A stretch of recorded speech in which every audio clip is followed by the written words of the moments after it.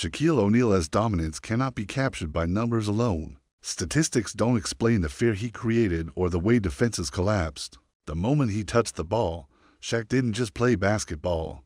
He physically overwhelmed it. Entire game plans were built around slowing him down, not stopping him. When Shaq entered the paint, control shifted instantly. Kobe Bryant saw Shaq from the inside, long before championships turned them into legends. But what we haven't talked about is how good of a player he was. Most dominant player I've ever seen. And the thing that was most impressive to me is that he's such a fun, outgoing guy. From Kobe's point of view, Shaq was a once-in-a-generation physical force. He wasn't just big. He was fast, explosive, and skilled around the rim. Kobe has often said that when Shaq decided to dominate, no defense in the league had an answer. The issue was never talent, only focus, according to Kobe. Shaq at his peak was completely unstoppable. Double teams didn't work, and triple teams only delayed the damage. Once Shaq established position in the post, the possession was essentially over. Kobe said defenders knew they were beaten before the ball even arrived. That combination of power and touch made Shaq unfair. Charles Barkley experienced Shaq from the opposite side, and he's been brutally honest about it. Barkley has said Shaq was the most physically dominant player he ever faced in his career. Not Wilt, not Kareem Shaq. He described guarding Shaq as a losing battle before it even started. Size, strength, and speed came together in one body. Barkley has joked that defending Shaq felt like getting hit by a truck repeatedly for 48 minutes. Every rebound became a war, every post-up a punishment. Shaq didn't move defenders. He displaced them. Barkley said you finished games exhausted, bruised, and mentally drained. That level of dominance wore teams down completely. Kobe often talked about Shaq's confidence and how it filled the arena. Shaq played with an energy that fed off reactions from the crowd and opponents. Every dunk felt like a statement. Every block felt personal. Kobe said Shaq loved imposing himself physically and emotionally. That presence alone changed games from Barkley's perspective. Shaq forced fear into opponents before the tip-off. Coaches warned players not to provoke him early. If Shaq built momentum, the game could be over by halftime. Barkley said once Shaq started dunking everything violently, the entire building felt defeated. Confidence disappeared fast. Kobe also emphasized Shaq's underrated basketball IQ. People focus on his size, but Shaq understood spacing, timing, and positioning at an elite level. He knew when to attack and when to pass out of double teams. That awareness made him even harder to guard. Power mixed with intelligence is deadly. Barkley admitted that Shaq made tough players question themselves. Many defenders prided themselves on being physical until they faced Shaq. Barkley said the paint belonged to Shaq, and everyone else was just visiting. Resistance never lasted long. Eventually, Shaq moved you. Kobe has said Shaq changed how the league was built. Teams signed 7-footers just to foul him. Defensive schemes were rewritten because traditional basketball failed against him. Shaq forced the NBA to adapt to his existence. That alone proves his dominance. Barkley has always respected that Shaq backed up every word physically. Trash talk didn't matter when Shaq controlled the scoreboard. Barkley said you could argue with referees or teammates, but you couldn't argue with Shaq's impact. Reality spoke for itself. Kobe acknowledged that Shaq's biggest criticism was consistency. Shaq didn't always push himself the same way every night. But Kobe also said when Shaq locked in, there was no better player in the world. His peak was higher than almost anyone in history. That ceiling was unmatched. From Barkley's point of view, Shaq didn't even need perfection to dominate. Even out of shape, he was still elite. Barkley joked that Shaq at 70% was better than most centers at full effort. That natural advantage terrified opponents. Effort just made him legendary. Kobe often pointed to Shaq's playoff dominance. When games slowed down and physicality increased, Shaq became even more effective. Kobe said Shaq thrived in chaos. Defenders couldn't hide, and schemes collapsed. Shaq punished every mistake. Barkley has said Shaq's three-peat with the Lakers was built on fear as much as skill. Teams knew they had to survive Shaq before worrying about Kobe. That burden broke opponents mentally. Shaq set the tone, and everything followed. Kobe has admitted that playing with Shaq was both a blessing and a challenge. Shaq demanded space, attention, and trust. But Kobe knew that with Shaq on the floor, championships were possible. That dominance made the difference. Winning became inevitable. Barkley believes Shaq represents a type of dominance the league will never see again. Rule changes, spacing, and modern basketball don't allow it. Shaq existed in a perfect storm of size, power, and freedom. Barkley says fans were lucky to witness it. It was history in motion. Kobe has said Shaq didn't need to chase greatness. Greatness came to him. His presence forced respect, whether he asked for it or not. Kobe understood that Shaq's dominance wasn't built through polish, but through force. That made it unique. That made it unforgettable. In the end, both Kobe Bryant and Charles Barkley agree on one truth. Shaquille O'Neal didn't just dominate his era, he bent it to his will. Defenses feared him, teammates relied on him, and opponents remembered him. Shaq wasn't just great, he was unavoidable, despite his dominance on the court.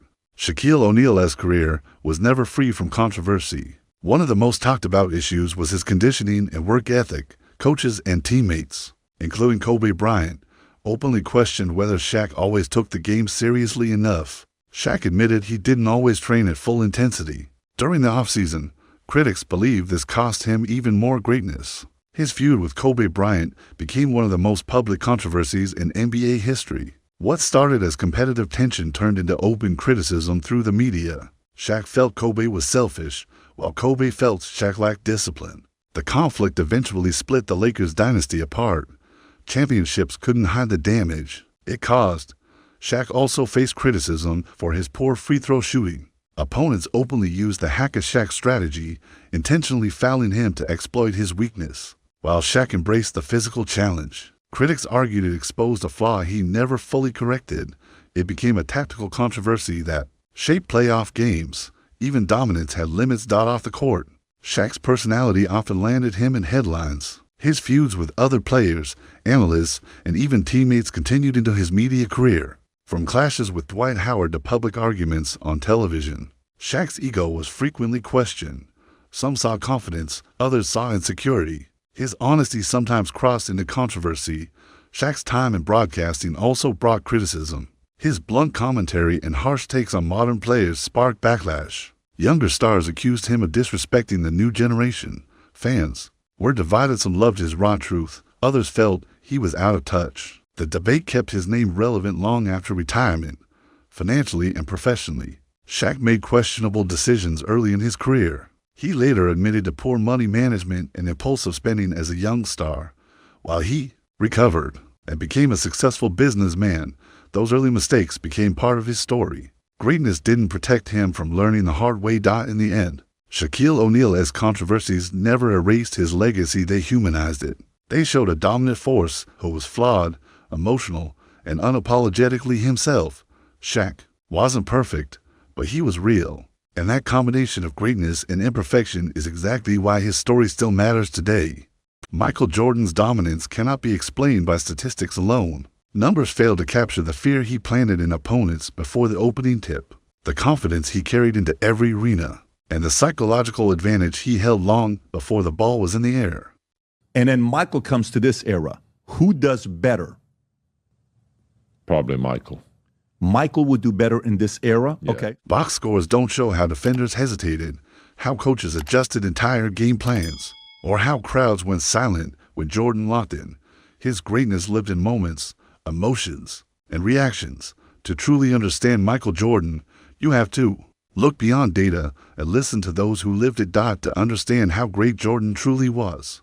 Michael would do better because, remember, Michael era, my era, early on, very physical, 85, 90-point games. You have to hear from the men who shared the court with him, players who didn't just watch highlights, but felt the pressure in real time, legends who faced him, competed with him, and sometimes survived him. Their words carry a weight no statistic ever could. Among all those voices, to stand above the rest, Magic Johnson and Scottie Pippen. Magic Johnson saw Michael Jordan before the championships, before the rings, and before the global icon was fully formed. He saw the raw version, fueled by hunger rather than legacy. What struck Magic immediately wasn't just Jordan's athleticism or scoring ability, but his mindset. Jordan didn't walk onto the floor hoping to win, he expected to dominate. That expectation alone separated him from everyone else. Magic has often said that Jordan didn't just want to beat you on the scoreboard. He wanted to break you mentally. Every possession was personal. Every matchup was a challenge, and every weakness was attacked. Jordan studied opponents, remembered tendencies, and used fear as a weapon. According to Magic, that mental warfare was just as deadly as Jordan's jump shot. Magic described Jordan as the most complete scorer he had ever seen. He could score from anywhere on the floor: post-ups, mid-range drives, fadeaways, and threes. When needed, it didn't matter who guarded him or what defense was thrown at him. Magic admitted that even with detailed scouting reports and elite defenders, there was no real solution. You could slow Jordan down, but you could never eliminate him, even as a five-time champion himself. Magic openly admitted there was nothing defensively that truly stopped Jordan. Double teams didn't work. Physical play didn't work. Zone looks didn't work. Jordan always found a counter. Magic said the helpless feeling knowing the defense was doing everything right and still failing was what made Jordan so terrifying. Scottie Pippen saw Michael Jordan from the inside, not just during games, but every single day in practice. He didn't just witness the greatness the world applauded, he saw the obsession behind it. Scottie has said that Jordan practiced harder than anyone on the roster, including players fighting for their NBA lives. That shocked him early in his career. Jordan treated practice like a playoff game. Every drill mattered, every rep mattered. Scottie recalls how Jordan hated losing even meaningless scrimmages. If someone beat him in practice, Jordan remembered it. That intensity raised the level of the entire team. You couldn't relax around Jordan, not for a second. Scottie often explains that Jordan's competitiveness went beyond basketball skill. Jordan needed to win everything: cards on the team, playing ping pong in the locker room, shooting contests after practice. Losing wasn't an option, no matter how small the moment. Scottie said that mentality spread through the Bulls locker room like wildfire because of Jordan. The standard in Chicago changed. Mediocrity wasn't tolerated. Effort wasn't optional. Everyone had to elevate their focus and toughness just to survive alongside him. Scottie believes that without Jordan's obsessive drive, the Bulls never become a dynasty. Championships were built in those uncomfortable moments. Magic Johnson has openly said that Jordan changed how basketball was played. Before Jordan, stars fit into systems created by coaches. Jordan flipped that idea. He became the system himself. Everything revolved around what he could do, when he decided to do it, and how defenses reacted to him. Magic admitted that even legends like Larry Bird and other all-time greats had to acknowledge something special was happening. Jordan brought a level of individual dominance the league had never experienced. He didn't just excel within the game, he bent the game to his will. That was new territory for the NBA. Magic also pointed out Jordan's ability to control games. Without forcing action, Jordan didn't always come out firing. He read the floor, observed matchups, and waited. Then, in the fourth quarter, he struck. Magic said that patience made Jordan even scarier because you never felt safe. According to Magic, Jordan never looked rushed or panicked. Even when trailing, he remained calm. That calmness spread to teammates and unsettled opponents. Jordan knew exactly when to apply pressure. When he decided it was time, the game ended quickly. Scottie Pippen often highlights Jordan's defensive greatness, something casual fans often overlook. According to Scottie, Jordan wasn't just the best offensive weapon on the court, he was one of the best defenders every single night. He took pride in guarding elite scorers and disrupting passing lanes. Jordan wanted to set the tone defensively. Steals, blocks, and pressure defense weren't just plays, they were statements. Scottie said Jordan's defense fueled his offense. Once Jordan locked in defensively, the entire team followed. That edge made the Bulls suffocating late in games. Scottie has said that Jordan demanded accountability from everyone. If you weren't focused, he called you out. If you played scared, he exposed it. Jordan didn't sugarcoat anything. That intensity created tension, but it also created champions. Scottie believes that pressure was necessary. Jordan didn't care about comfort, he cared about winning. He forced teammates to confront their limits and push past them. That uncomfortable environment forged mental toughness. Without it, Scottie believes the Bulls never reached their full potential. Magic Johnson admitted that Jordan's confidence bordered on arrogance, but it was earned. Jordan walked into every arena believing victory was inevitable. That belief wasn't arrogance without substance, it was backed by preparation, skill, and relentless work. Magic said opponents felt defeated before tip-off. That confidence didn't just affect opponents, it empowered teammates. When Jordan believed, the team believed. His presence alone changed the emotional balance of a game. Magic said that kind of confidence is rare, even among legends. Magic also spoke about Jordan's clutch gene. When the game was on the line, there was no debate. Jordan wanted the ball. He wanted the pressure. Magic said Jordan didn't shy away from responsibility. He demanded it. According to Magic, Jordan trusted himself more than anyone in NBA history. Big shots didn't scare him, they energized him. The bigger the moment, the sharper Jordan became. That fearlessness is what defined his legacy. Scottie Pippen described Jordan as someone who thrived on disrespect. Any slight, real or imagined, became fuel. A bad foul, a trash talk comment, a media headline. Jordan remembered everything. He stored it away and unleashed it when the moment came. Scottie said Jordan used emotion like a weapon. He never forgot who doubted him.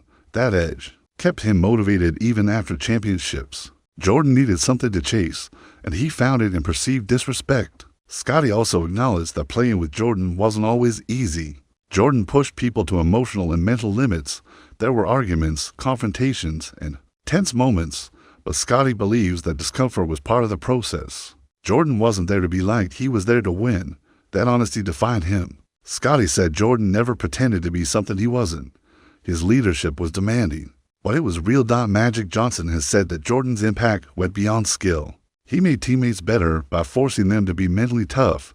Magic compared Jordan's leadership to a general leading an army, demanding excellence and holding everyone accountable.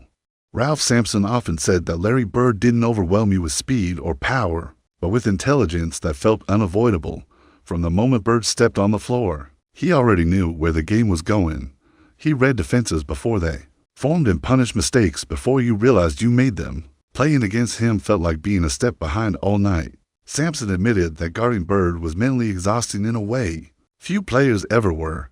Sampson described Bird as a player who controlled tempo without touching the ball. Even when Bird wasn't scoring, he was dictating movement, spacing, and confidence. One wrong rotation and the ball was already flying to the open man. Sampson respected how Bird made everyone around him dangerous. It wasn't flash, it was control. That kind of dominance stayed with you long after the game ended.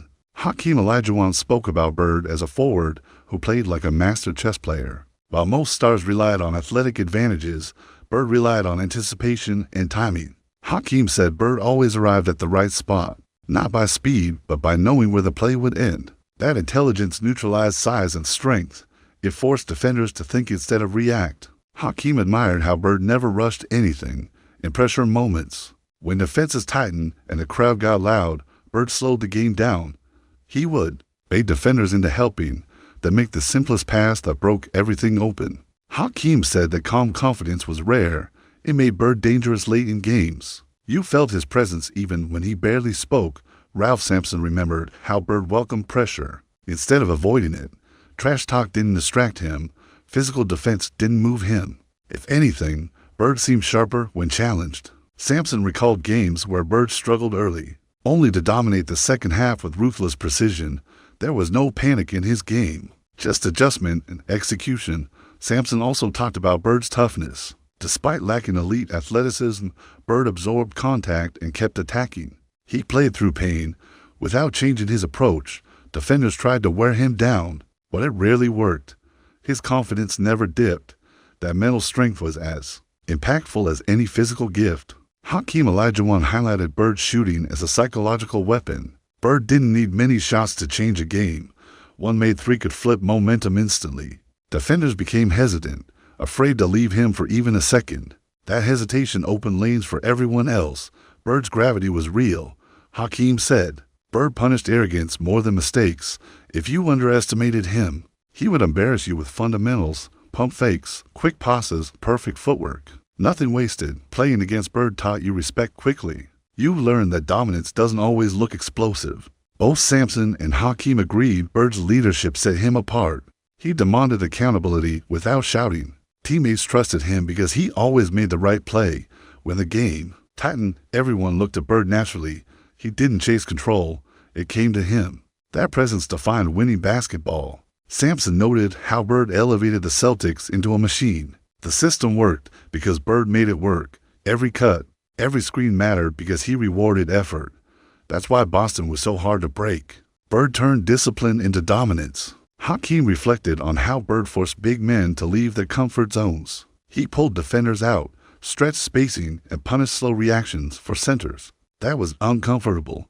Bird challenged traditional roles before it became common. His impact reshaped how forwards were defended. Sampson said Bird's confidence bordered on ruthless honesty. He would tell defenders exactly what he planned to do, then do it. That wasn't arrogance. It was belief. It shook opponents mentally. When someone predicts your failure and delivers it, it stays with you. Hakeem described Bird as a player who made winning feel inevitable, even when trailing. There was no sense of panic. Bird's body language told everyone the game wasn't over. That belief spread across the floor. It's rare for one player to project certainty like that. In the end, both legends agreed Larry Bird wasn't just dominant. He was defining. He didn't overpower the league. He outhot it. Against giants, athletes, and scorers, Bird stood equal through intelligence and will. His greatness wasn't loud, but it was absolute, and that is why his dominance still commands respect today. Ralph Sampson often mentioned how frustrating it was to play perfect defense against Bird and still get punished. You could force him into a tough angle, contest a shot, and do everything, right? Somehow the ball would still drop. That kind of efficiency broke a defender's confidence. Sampson said Bird made you question your own fundamentals. Sampson also admired how Bird adjusted mid-game without needing instructions. If a defender played him tight, he became a passer. If they sagged, he shot without hesitation. There was no predictable pattern. That adaptability made scouting him almost useless. Bird was always one step ahead of the plan. Hakeem Olajuwon recalled how Bird exploited small moments of laziness, one missed rotation, one late closeout, and Bird capitalized immediately. He didn't let teams recover. Hakeem said Bird punished mental errors more than physical ones. Against him, focus had to be perfect for 48 minutes. Hakeem respected how Bird controlled the emotional rhythm of the game. When opponents went on a run, Bird answered calmly. He didn't rush shots or force plays. He simply made the correct decision repeatedly. That steadiness crushed momentum. It felt like the game always swung back his way. Sampson described Bird as a silent competitor who spoke through execution. He didn't need flashy celebrations. His reactions were subtle but confident. That quiet dominance unnerved defenders who thrived on emotion. Bird stayed locked in. No matter the situation, it made him feel unstoppable. Hakeem often spoke about Bird's rebounding as an underrated weapon. Despite not being the biggest or fastest, Bird always found the ball. He read angles before the shot even went up. That anticipation turned defensive stops into instant offense. Big men had to respect him in the paint as well. Sampson noted how Bird made stars sacrifice without complaint. Scorers accepted fewer shots because Bird made the offense better. Everyone bought into the system because it worked. That's rare when ego is involved. Bird's influence created trust across the roster. Hakeem said Bird's competitive fire showed most in clutch moments. Late-game possession slowed down, and Bird thrived in that space. He welcomed the responsibility. Whether it was a shot or a pass, he wanted the decision. That confidence separated him from other great players. Sampson reflected on how Bird handled physical play. Hard fouls didn't change his approach. He got up, reset, and attacked again. There was no intimidation factor that worked on him. That resilience forced defenders to reconsider their tactics. Bird never backed off. Hakeem explained that Bird didn't chase highlight moments. He chased outcomes. If the right play was boring, he embraced it. That mindset made him deadly in playoff basketball. Teams couldn't bait him into mistakes. He stayed disciplined when it mattered most. Sampson believed Bird redefined what dominance looked like in the NBA. He proved that intelligence, timing, and effort could overpower raw athleticism. Younger players learned from watching him. His influence went beyond statistics. It changed how the game was respected. Hakeem agreed that Bird's legacy lives in how players think the game today. Spacing, ball movement, unselfishness. Bird lived those principles. He wasn't just great for his era. He was ahead of it. That's why his impact still feels modern. Both legends ultimately saw Larry Bird as a standard, not just a star. Playing against him raised your awareness of basketball itself. He exposed weaknesses you didn't know you had, and when the final buzzer sounded, the respect remained. Larry Bird didn't dominate by force. He dominated by mastery.